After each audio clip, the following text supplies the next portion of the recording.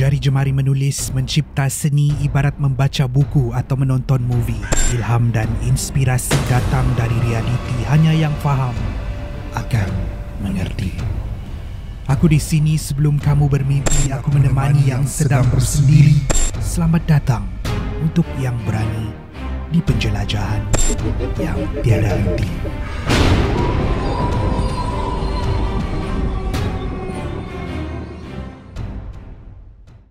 Ini adalah sebuah kisah benar yang baru sahaja terjadi tahun ini. Tentang insiden bila mana suami aku sendiri dipukau dengan teruk sekali sehingga tahap dia serahkan duit RM50,000 pada si pemukau. Kisah ini bukanlah kisah pukau yang biasa korang dengar. Ini adalah teknik pukau tanpa si pemukau perlu berjumpa dengan mangsa pun. Bukan apa. Tergerak untuk berkongsi kisah ini di sini untuk dijadikan pengajaran kepada semua supaya kita semua berhati-hati.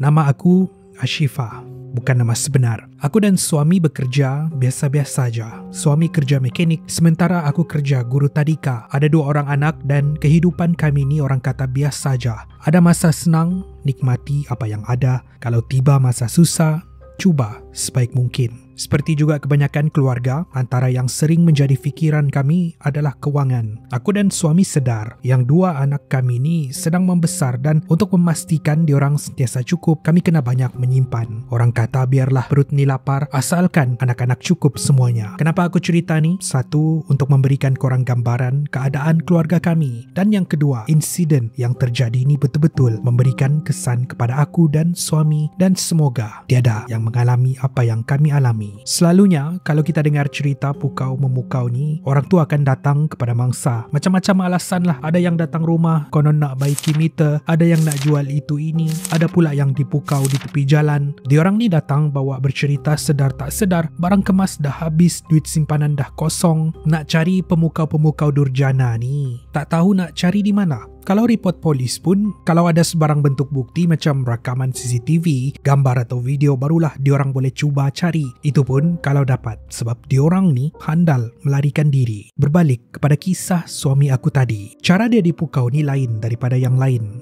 Aku tak pernah dengar teknik yang macam ni. Kisahnya bermula bila suami ada menerima satu pesanan dari seorang lelaki yang kononnya menawarkan satu skim pelaburan. Pada asalnya, suami tak layan sebab dia selalu ingatkan aku supaya jangan layan tawaran-tawaran yang tidak masuk akal. Masalahnya, pemukau tu kerap kali menghantar pesanan. Kalau tidak dilayan, dia akan call berkali-kali. Walaupun suami dah blok nombor diorang, tapi diorang guna nombor yang lain. Sehinggalah ada suatu hari tu suami tak tahan, kerap kali diganggu. Dia angkat panggilan tu, dia nak maki supaya jangan call lagi. Tapi entah macam mana, tak tahu mentera apa yang pemukau tu baca. Suami pergi layan. Ibarat pukauan tu bermula dari sini. Kata suami, masa tu dia sedar, dia ingat apa yang pemukau tu cakap tentang pelaburan tu. Panjanglah dia jelaskan itu dan ini. Walaupun suami tak mahu ikut pelaburan tu, tapi entah kenapa dia tak boleh menolak ataupun letak telefon. Dia dengar je apa yang pemukau tu terangkan. Kata suami, ada dalam 20 minit juga diorang berbual. Waktu ni, perasaan marah suami dah reda. Dia mula berubah hati, dari tadi tak mahu, sekarang nak ikut pula. Sebab kata suami, pemukau tu ada mention yang pelaburan tu baik untuk anak-anak. Itulah yang buat dia lembut hati. Seterusnya, apa yang pemukau tu suruh suami buat? Pertama sekali dia tak suruh suami bagi tahu kepada sesiapa, khususnya ahli keluarga. Yang kedua, dia minta suami transfer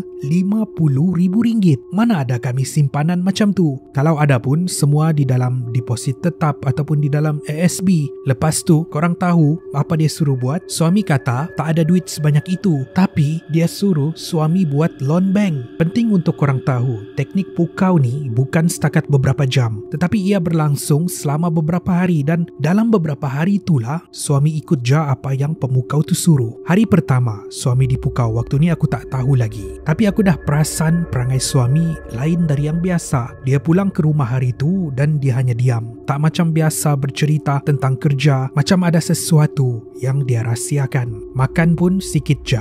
Awal-awal tu menyangka yang suami terlalu penat seharian, jadi biarkan sahaja dia masuk tidur dan berehat. Hari kedua pula, suami kata dia tak pergi kerja sebab ada urusan di bank. Aku tanya, urusan apa? Suami tak jawab. Balik-balik dia cakap, urusan di bank. Selalunya suami tak macam tu. Dia akan bagi tahu walau benda tu rahsia sekalipun. Jadi di sini aku dah mula syak ada sesuatu yang terjadi. Selesai dari bank, suami pulang ke rumah dan seperti juga hari sebelum, dia banyak berdiam malah seharian di katil. Dalam kepala dah fikir macam-macam. Biasalah, isteri kan. Aku terfikir mungkin suami curang kah, ada skandal kah, atau dia buat benda yang tak tentu macam berjudi. Jadi hari ketiga, waktu suami tengah tidur, aku kata nak pinjam telefon sebab telefon aku kononnya tengah charge. Suami hanya diam, tapi aku tak peduli. Aku nak tahu apa yang dia buat. Benda pertama yang aku cek WhatsApp dia. Di sinilah aku nampak perbualan suami dengan pemukau ni. Dan aku nampak resit pemindahan wang sebanyak 50,000. Aku tanya suami, apa yang dia bagi orang sampai 50,000? Suami tengok aku dan kata, awak cakap apa ni? Aku pun tunjuk suami resit-resit yang ada di dalam telefon dia sendiri. Dahi suami berkerut. Dia kata, siapa yang bagi duit 50,000? Di sinilah suami sedar dari pukauan dan teringat apa yang jadi sebelum dia ceritakan apa yang aku ceritakan tadi kepada korang. Hari itu juga kami buat laporan polis dan siasatan masih dijalankan. Laporkan dengan bank, tapi korang pun tahulah bank-bank ni mana peduli. Lagipun kalau duit tu dah dikeluarkan dan dipindahkan ke tempat lain, bank pun tak boleh buat apa. Masa ni lah pegawai bank tu ada cerita yang ini bukannya kali pertama kes macam ni terjadi. Malah sudah banyak kali. Bak kata pepatah, nasi sudah menjadi bubur. Tak sangka pula suami boleh dipukau sampai habis RM50,000. Waktu inilah buat pertama kalinya aku nampak suami menitikkan air mata. Anak-anak masih lagi kecil, diorang tak tahu apa yang jadi. Tak apalah, biarlah ini menjadi satu pengajaran untuk aku dan suami. Sehingga hari ini kami masih lagi membayar pinjaman RM50,000 tu. Nasiblah suami tak pinjam dengan Along. Kalau tak, Naya. Buat aku terfikir mungkin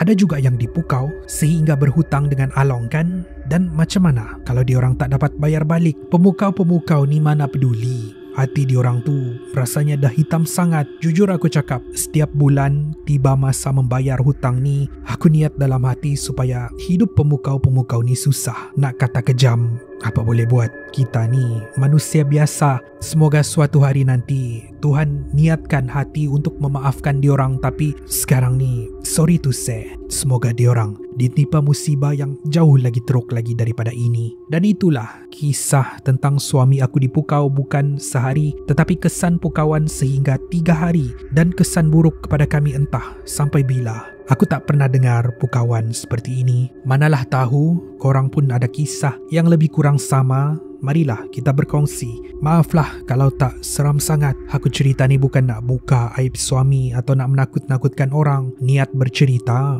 supaya boleh dijadikan pengajaran untuk mereka yang mendengar. Terima kasih kerana sudi mendengar.